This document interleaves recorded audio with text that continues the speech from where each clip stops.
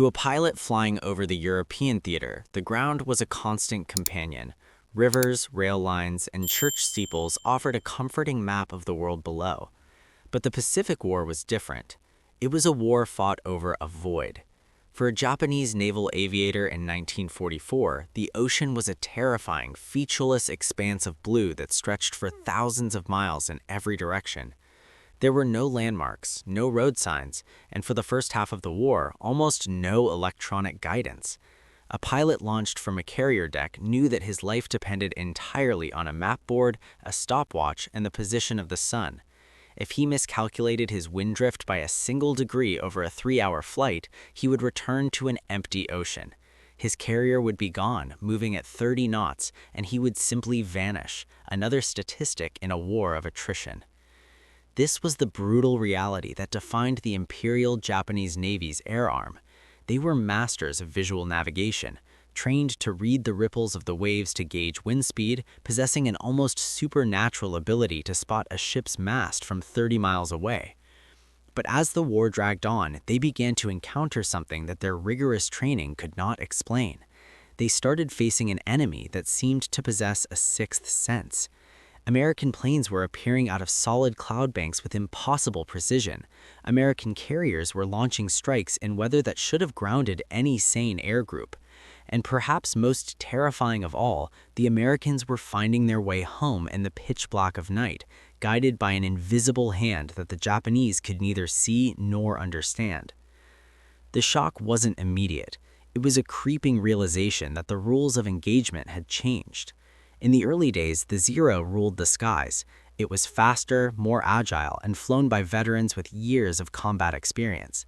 But by 1943, Japanese pilots began noticing a disturbing pattern. They would launch a surprise raid, flying low to hug the waves, maintaining radio silence to avoid detection. They would expect to catch the American fleet sleeping. Instead, they would arrive to find Hellcats and Corsairs already at altitude, diving out of the sun, waiting for them. It felt less like a battle and more like an ambush. The Japanese pilots wondered if there were spies in their midst, or if their codes had been broken. While code breaking was indeed a factor, the real terror was the radar waves pulsing invisibly through the air. The American Combat Information Centers, or CICs, were dark, air-conditioned rooms deep inside their ships, glowing with green phosphor screens. There, a new breed of warrior, the fighter director officer, was playing a game of three-dimensional chess. They weren't looking out of windows, they were looking at blips of light. They could see the Japanese formations forming up 100 miles away. They could tell their altitude, their speed, and their heading. Before a Japanese pilot had even sighted the American fleet, his doom had been plotted on a grid. To the Japanese aviator struggling to keep his formation tight while scanning the empty horizon, the sudden arrival of American fighters felt like magic. They were being hunted by men who couldn't even see them. But the true navigational shock, the piece of technology that truly broke the spirit of the Japanese air groups, was the homing beacon. For a carrier pilot, the point of no return is a mathematical wall. It is the moment when you no longer have enough fuel to turn back. For the Japanese, returning to the carrier was a high-stress visual search. They had to find a tiny speck in a massive ocean, often while wounded or low on fuel. If the weather turned or if the carrier had been forced to maneuver to avoid attack, the pilots were often doomed. Hundreds of Japan's finest aviators didn't die in combat, they died because they simply got lost. The Americans, however, had deployed a system known as YEZB. It was a UHF homing beacon, a rotating radio signal that broadcast a coded letter for every sector of the compass around the carrier. An American pilot, lost in a squall or blinded by darkness, didn't need to see his ship, he just had to listen.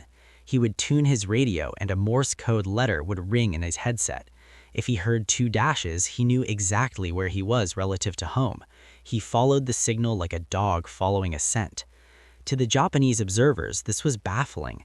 They saw American planes return to their carriers in conditions that would be suicidal for anyone else. They saw strikes launch in bad weather and return with impossible consistency.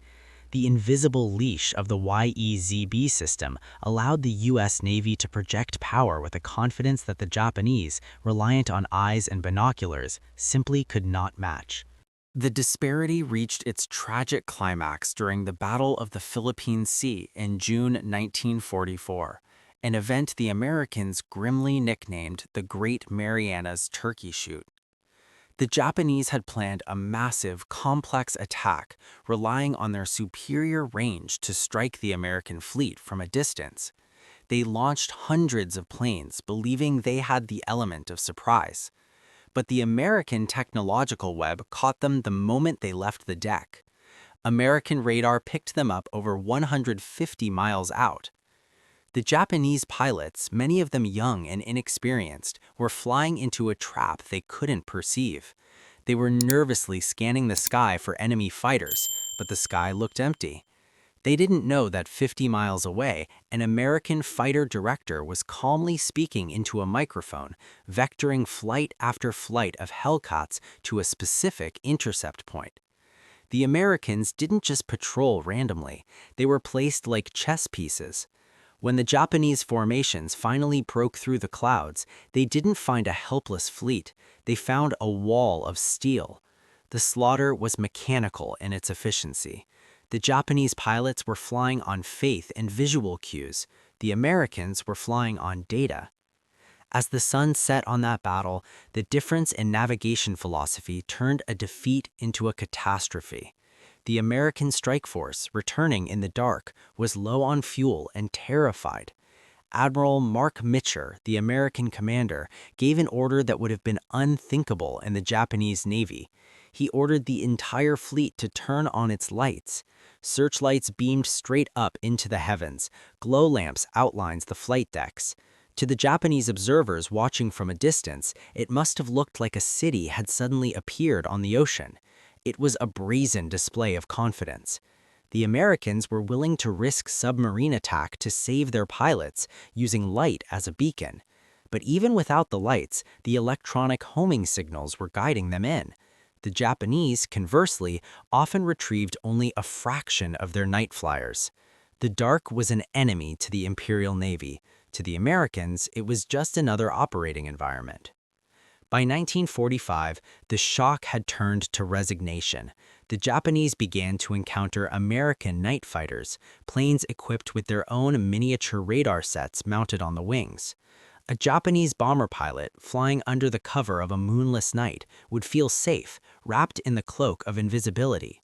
Suddenly, tracers would erupt from the blackness behind him.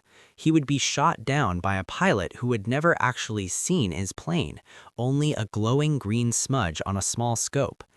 This was the ultimate violation of the warrior code the Japanese understood. Combat was supposed to be about vision, reflex, and spirit. How could you fight an enemy who fired at you from the mathematics of a vacuum tube? In the final analysis, the advanced navigation aids did more than just guide planes. They destroyed the Japanese pilots' sense of agency. The ocean, once a neutral battleground, had turned against them. They realized they were fighting an enemy who had tamed the environment itself.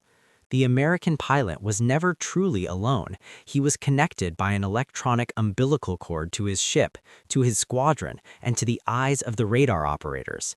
The Japanese pilot, clutching his control stick, scanning the empty whitecaps for a carrier that might not be there, remained isolated in the cockpit, fighting a lonely war against the tyranny of distance and the silence of the sea.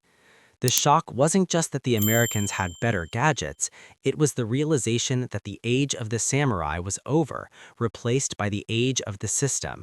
And against the system, courage alone was not enough.